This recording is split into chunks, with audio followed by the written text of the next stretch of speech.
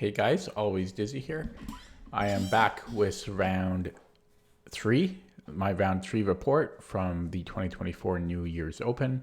I actually recorded rounds one and two earlier today, but I'm distributing them separately on YouTube. Yeah, took a bit of a break to refresh my voice, and I'm ready to go here. So as a recap, I lost the first two rounds. It was kind of disappointing. I had only 2 hours sleep the previous night, so I was I I I only had 2 hours sleep, but I did honestly I did feel okay. I was starting to get a little bit of a sore throat as well. But yeah, I actually felt okay. But yeah, not great. Starting the tournament was 0 out of 2. But it is a 9 round tournament, so this was the third round of the day, the third and final round of the day. So let's get going here. My opponent was 1295, named Jasper Zhang. I'm not sure if it's pronounced Zhang or Zhang. I think it's Zhang. And I don't remember too much about him. He was young. I mean, they're all young. If I had to guess an age, I mean, I'm getting a lot of the kids like mixed up into my mind right now, but I don't know, maybe 9 years old, something like that. But the ratings here are completely bonkers. So if someone's rated 900 or 1200, they could be 2200 online, right? It's yeah. So don't pay attention too much to the rating. Okay, let's get going here. So I was white again in the third round. And I played e4 rather. c5. And yeah, play knight f3. d6. We get an open Sicilian. And yeah, let me know in the let me know in the comments if you think that I go too fast in the opening, but to me, I might gloss over stuff that I feel is natural or common knowledge, but it might not be to some viewers. So yeah, knight f6, knight c3, a6, we have the Najdorf. And I played bishop e3 here. My opponent's just whipping out his moves, so he's well acquainted with this opening. And this is all mainline stuff. This is the English variation of the Najdorf. Queen d2, knight bd7. So knight bd7 is it's fine. Like it's a completely fine to play, but it is a move order difference. The main line here is castles instead, and there's some really super subtleties between the two. Most of the time they will just transpose, but not always. I think the main line in response is castling queenside here, but I purposely played g4 because castling gives black the opportunity to play h5, which is okay for white. It's totally fine, but I think it takes all of the spirit out of the opening. And you have to play a completely different game. And then I'm kind of reacting to what black dictated. So I played g4 first, preventing h5. And I think the normal response here is castles now, and then we would transpose back to the main line. But my opponent played b5 here, and which made me think a little bit. Like if I look at my score sheets here, because I recorded the time on them. Okay, I thought for only 2 minutes, but yeah, it surprised me a little bit. I thought he would have castled, but yeah, I castled now. And again, I thought he might castle here to transpose to the main lines, but he instead played b4. So That, I mean, I'm very experienced in these lines, so even if my opponents throw something new at me, chances are I've seen it before, and I'm familiar with the ideas and the positions. So I played knight d5. Doesn't make sense to go to b1 or to e2, because then black just keeps continuing with his attack and I'm too slow. So bishop takes, and I took with the e-pawn. Well, we can't take it with the queen, right? Because his knight is protecting it. And then he played knight b6. And when I saw this, I immediately became frustrated. Because up to this point, everything I played very quickly and seemed completely normal and natural. The game kind of played itself after you've played these lines for so long. But there was not really any deviations that would have called out to me.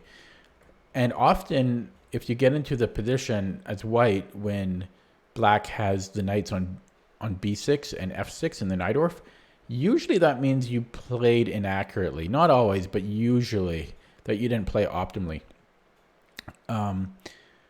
So when I saw that, I was like, whoa, wait a second. What's going on here? And then I started to like second guess myself, like, whoa, like did I screw up? And the problem is black is threatening to take on d5 here. And there's no way to defend it apart from taking the knight on b6, which is what I did in the game. However, that's not true. And the first move that came to mind automatically when I saw knight b6 was actually knight a5 to go to c6, which is very thematical in these positions, anchored by the pawn on d5. But here, that didn't seem to work because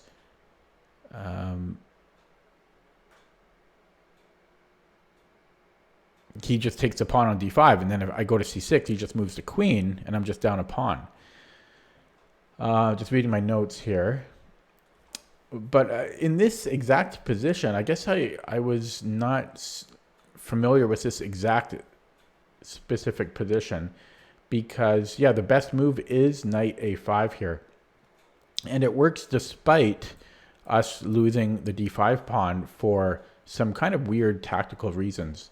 And I just honestly, this is one of those few lines that I wasn't actually that familiar with.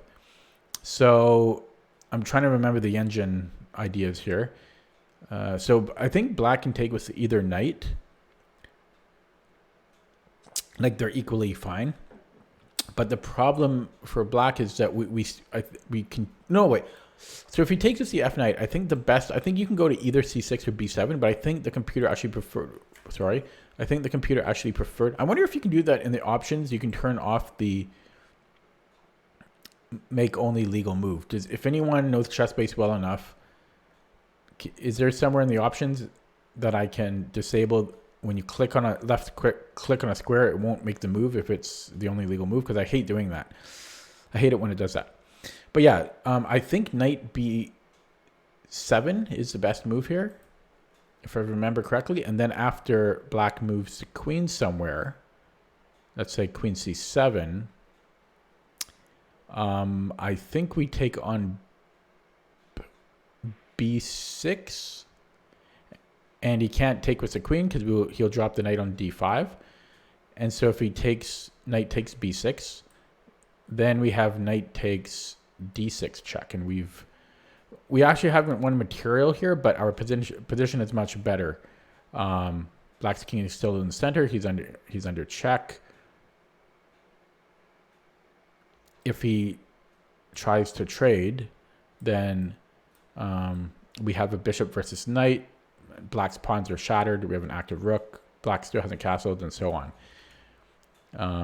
And if he moves the king f8, yeah, we're still much better.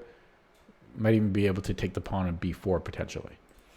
So yeah, there's actually some tactics there. And I think similarly, if he takes with the other knight,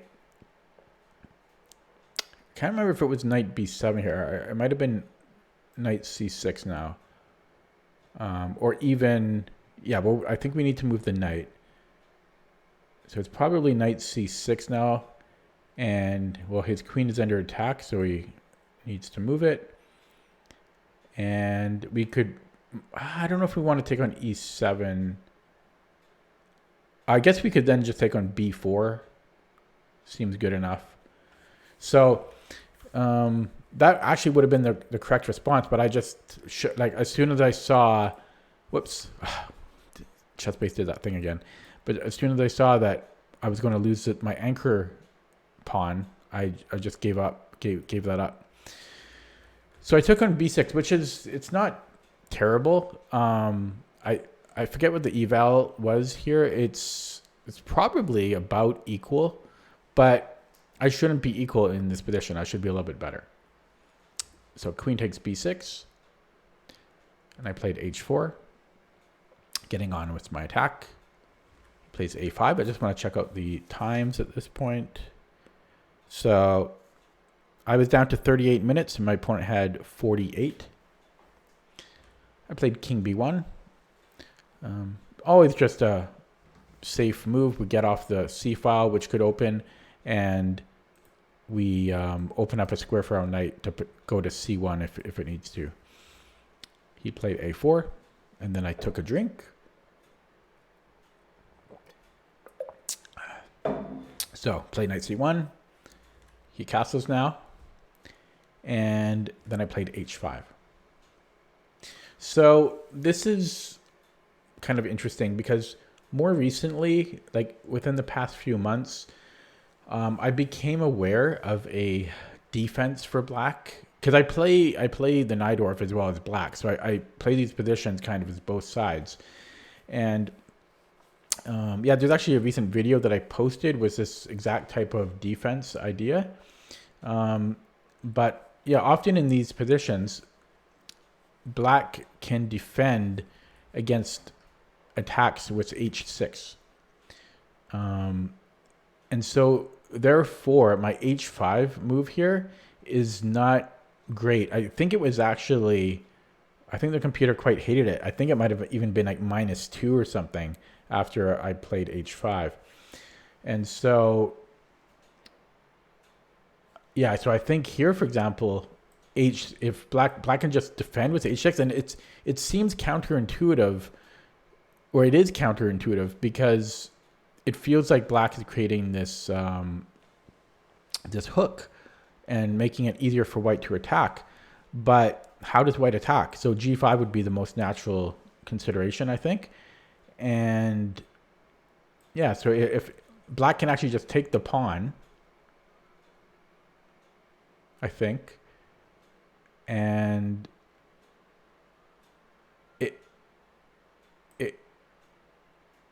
so if white, sorry, I heard noise in the background here. If white takes with the queen, I think black can just, let me turn on the engine, but I think black is fine. Black can just continue his attack. Let me check the eval. Yeah, black is better, -2 here. Knight takes d5. There's actually no real attack for white. And it's going to be, excuse me, it's going to be slow for white to do ideas like this, because black's attacking as well. And to really illustrate this point, if white plays, so after h takes g5, if white pushes the pawn, this is like an idea in the dragon positions, then black doesn't take the pawn. This is the key point. Black then plays g5, and black is completely safe here. If I flip the board, you can kind of see how black is safe. And if white tries to do anything on the a file, or sorry, the h file, black can just like sidestep, and black is totally safe here. And if white takes on g5, I don't know, multiple moves seem okay. First of all, white is not threatening anything. Black can just make any move, and like, what is white threatening? This check doesn't do anything. We can just I guess we could probably go to either square, but let's say h8, and yeah, there's nothing here for white. So what's interesting, as I was saying, is, let me flip the board again. I'm just starting to become acquainted with this defense as black of this h6 because it's so counterintuitive, that I'm farther away from recognizing it as white, as the attacker, that recognizing that this is an actual viable defense. So h5 was not the best way to play here, and instead g5 first was better, so that h6 wouldn't be possible. So g5 and then h5. Okay, let me take my voice is starting to go.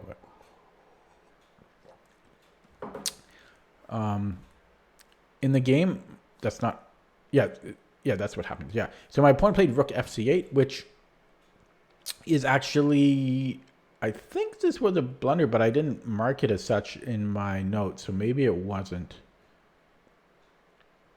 No, I think it was, though, because I think he should have played h6. So let me just double check that, because I should update my annotations if that's true. Yeah, that's a blunder. So not sure why I didn't put that in my annotation, but that's okay. So yeah, but he didn't see this, and again, I don't blame him, because even myself, it's a weird thing to consider. And he played a very, very natural move. I played g5, continuing my attack.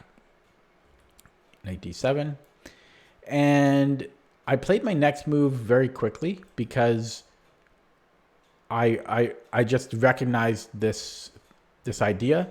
And I think the first time I saw this, I think it's from the Carol Khan.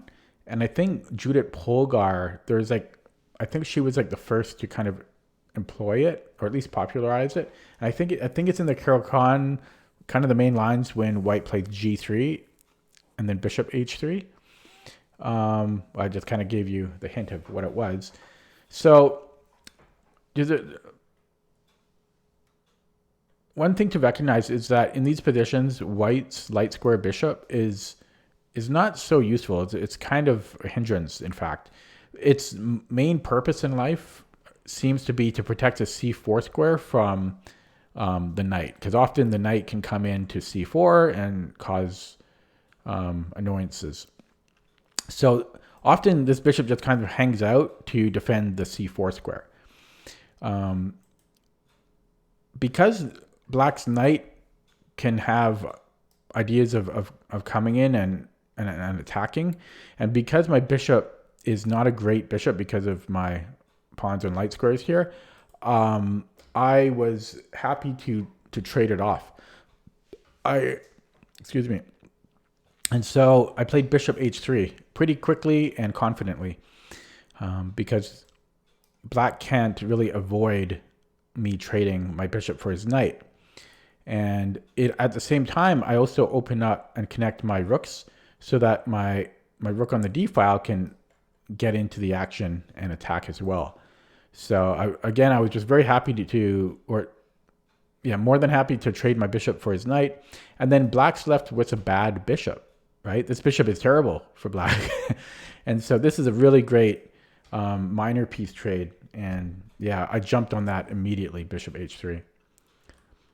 He doubles up, probably not thinking that I was actually really going to take the knight, or maybe just not caring. But yep, I took the knight, and here his rook is now misplaced as well. He's going to have to spend a move to get it off of this awkward square. I played g6, just trying to open up lines, get the attack going. He played h6. I took an f7. King takes f7.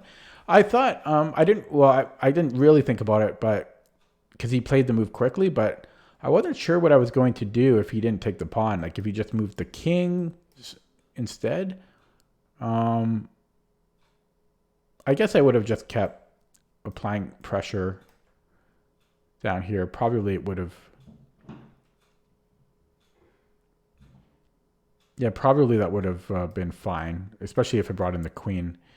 But yeah, he took the pawn, And I played queen d3, just trying to get in on these light squares to cause some frustration for him, because my queen wasn't really great on these dark squares. And he brings a king back, which was the best move. I bring in the queen, so eyeing e6 and other ideas like so.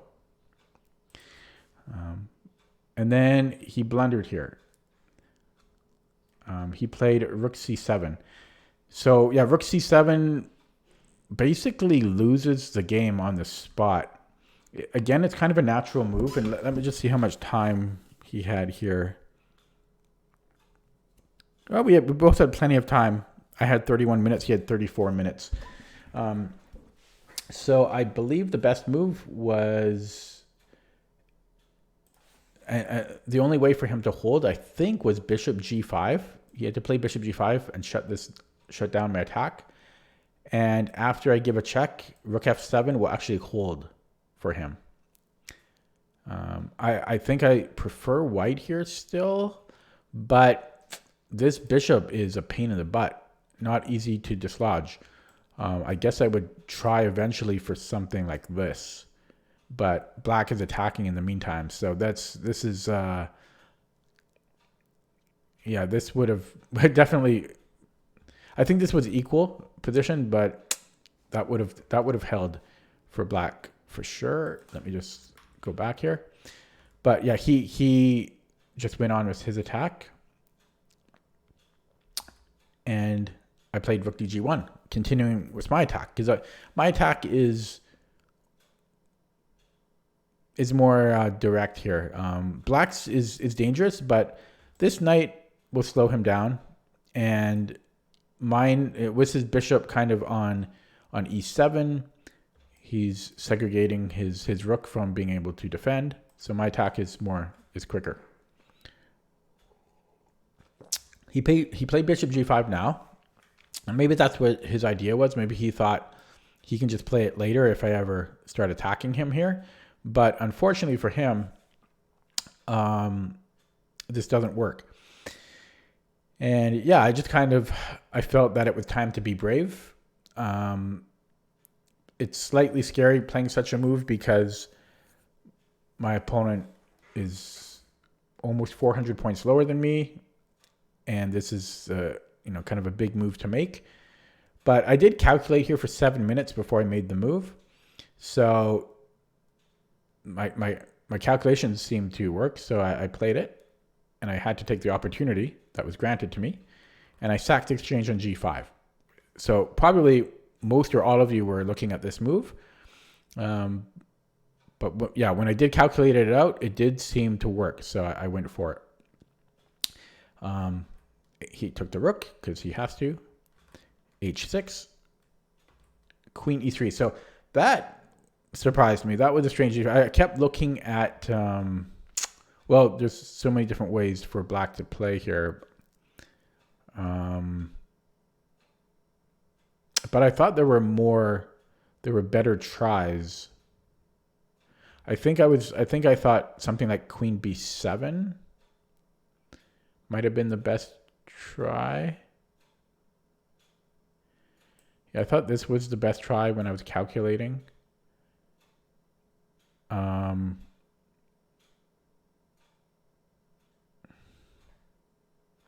forget what I had in plan. I might have. I'm not sure if I was just going to take the pawn here on d6, or maybe I would have taken on g5 first.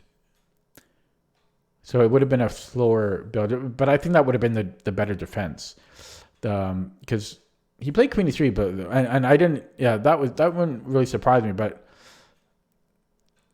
I thought there's no way that should work. It doesn't really make sense. So. Yeah, I went queen e6 check. There's multiple ways to continue here as white. He played king h7. H takes g7 check.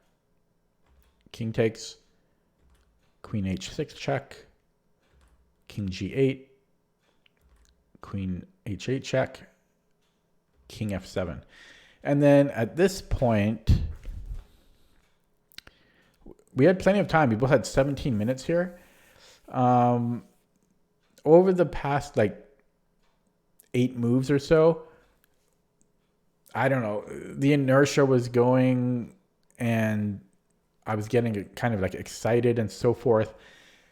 And despite there being lots of time, I guess I let the adrenaline get the better of me.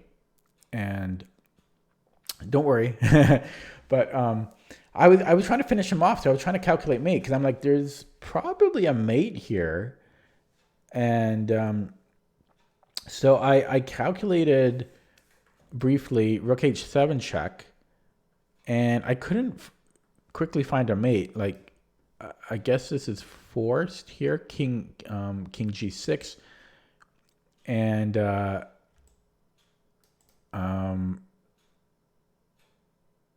wait, this, yeah, yeah, and then after that, I was starting to like, I couldn't really see it. If we then go rook, well, let's just put it on. Well, if I put it on board, it's easier to see. But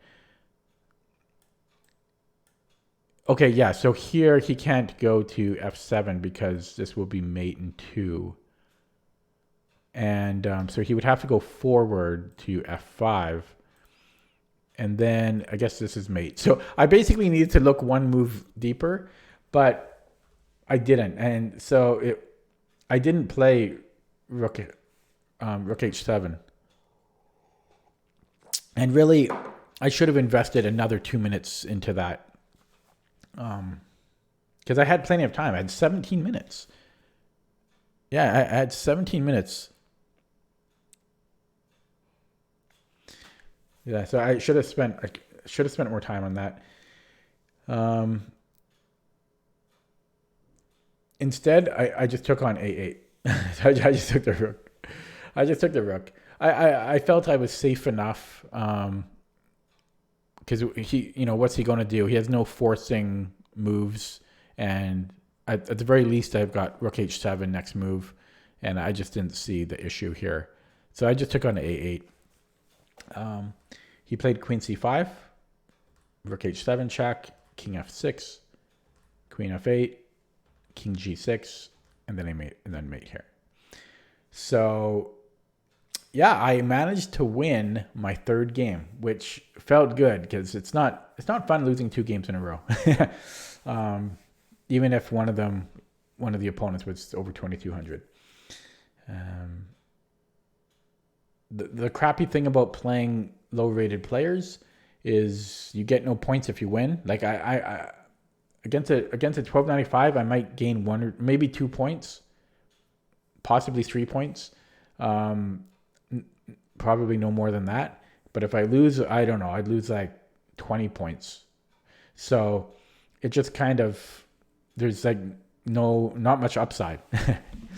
I thought the game overall went pretty well, and there were a couple things that I kind of learned or were reminded of.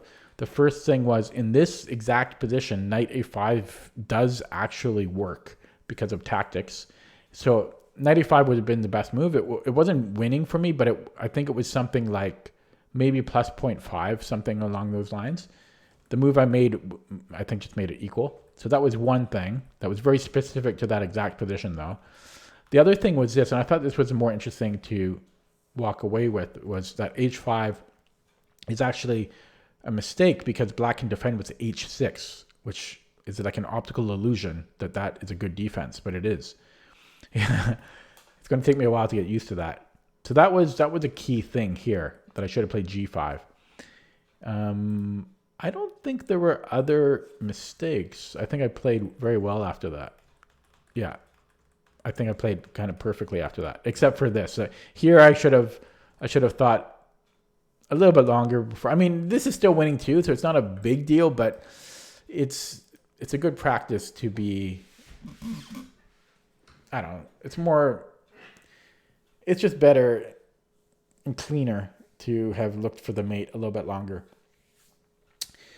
So yeah, that was round 3, the last game of the first day. Still had 6 more rounds after this game. So yeah, that's going to be it for me for this video. I'll be back with round 4 soon enough, so stay tuned for that. Yeah, and yeah, thanks for watching. See you next time.